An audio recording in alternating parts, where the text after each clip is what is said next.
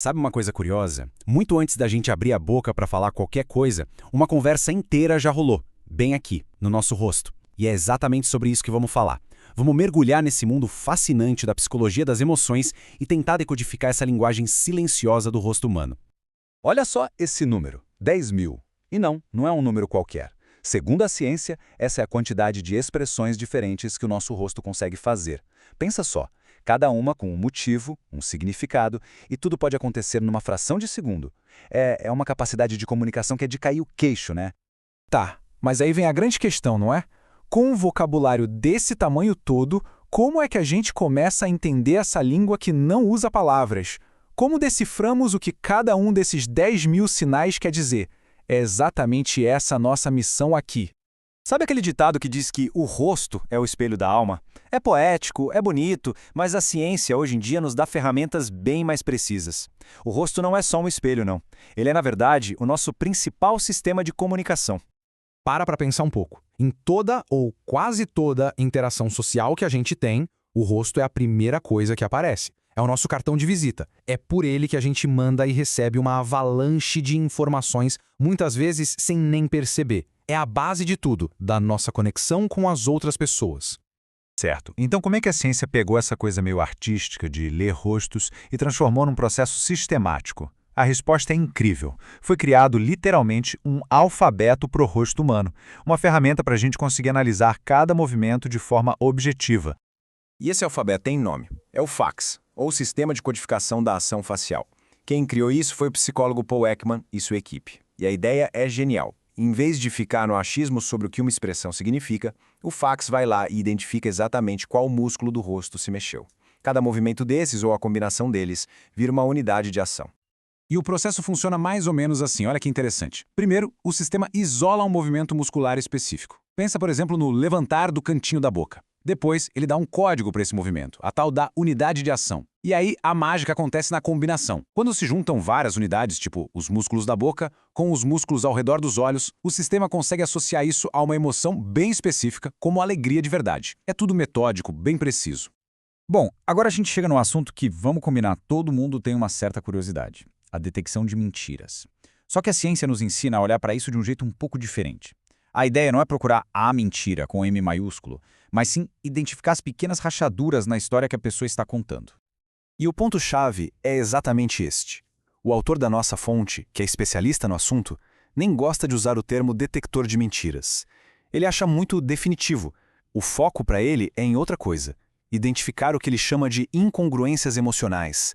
Sabe, aqueles momentos em que as palavras dizem uma coisa, mas o rosto, o corpo, estão contando uma história completamente diferente.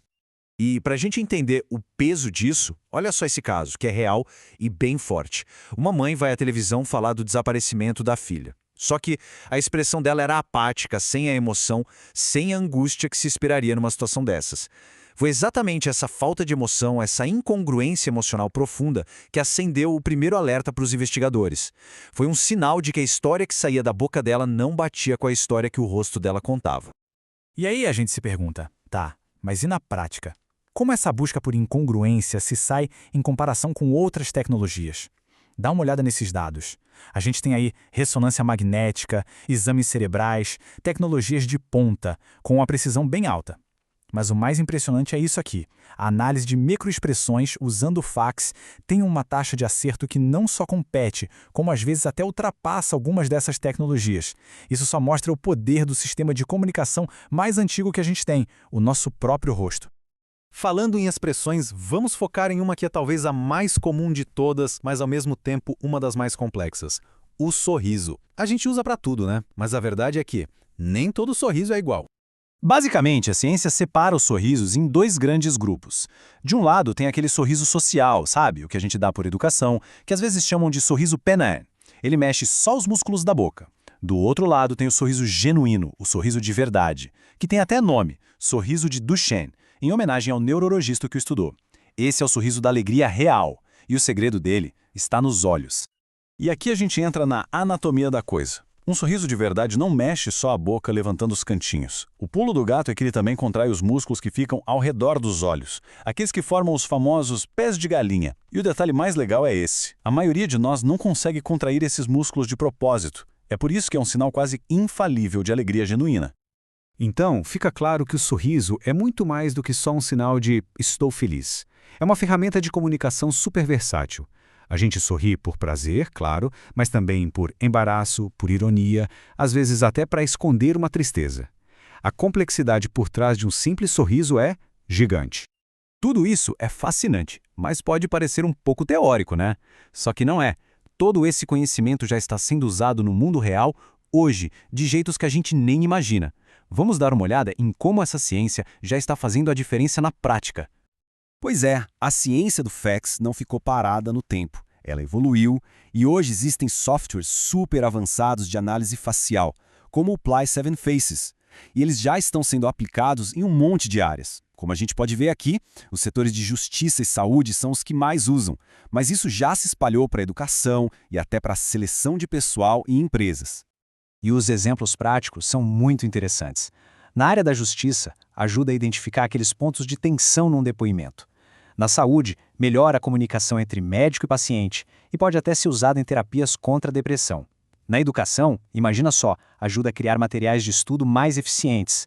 E no recrutamento, dá para ter uma ideia do que um candidato está sentindo, para além do que ele fala. O potencial disso é enorme.